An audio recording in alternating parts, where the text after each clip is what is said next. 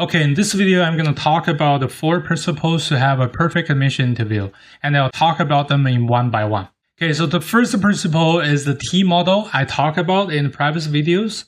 Although interviews are not as important as your essays and GPA, it still gives admission officers a window to see you in person. And since the interview questions are random, they can examine whether you are the person they have seen based on your GPA, actual curricular activities, and your essays.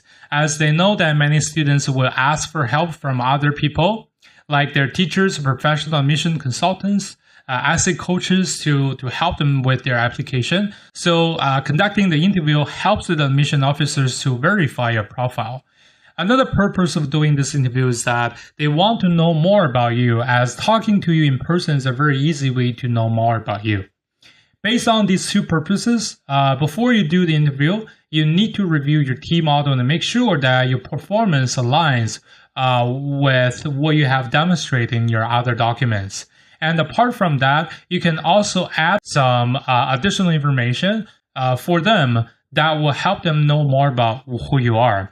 And so the second principle is to get ready with your stories. During the interviews, there will be many questions about your experiences and life. So pick out the stories that would most demonstrate your personal qualities. You can have a look at your essays and activity sheets for reference. In most cases, the interview will be conducted after you submitted the application. So also think about whether you can use this opportunity to elaborate on some of the experiences you didn't have the chance to talk about in your essays and activity sheets. Although the storytelling seems very similar to writing the essay, yet please be noted that during the interviews, I don't suggest you to give a very lengthy answer. So please use a very simple structure. Make sure that your language are straight to the point. Okay, so the third principle is to learn to be both idealistic and realistic. Similar to the essays, the admission officers want to know more about your personal qualities. So there will be a lot of questions about your planning, your thoughts or your ideas, etc. So if you're asked these kind of questions, think about this principle. For example, what would you say if the admission officer asks you about your planning after you get into the college?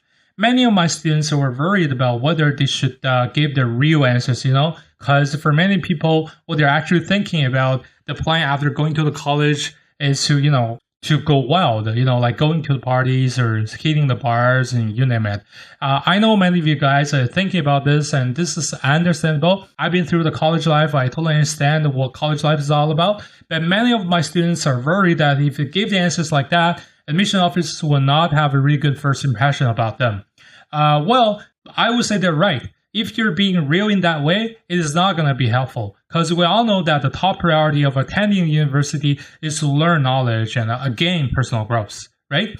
But if you give the answers like, oh, okay, I'm going to study really hard and read a lot of books and think about my future career, things about that, don't you think it sounds a little bit too fake and a little bit nerdy, I would say? So we're going to have some fun for sure. It's college, right? It's university. We're going to spend the following 4 to 5 years in this place. The study hard and work hard answer is the idealistic version of you. Well, the hitting the bar and going to the parties answer is the relaxed version of you. So the best way is to combine those 2 answers.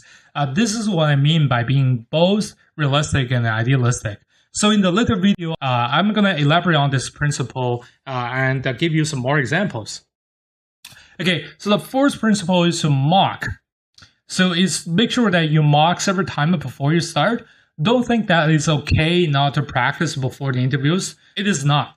Even my best students will do the mock with us many times before the interview, and this really helps. For one thing, they will be familiar with the whole process of the interview and will not be caught by surprise. For another, they will know what kind of questions they're not good at answering so that they can spend more time practicing them.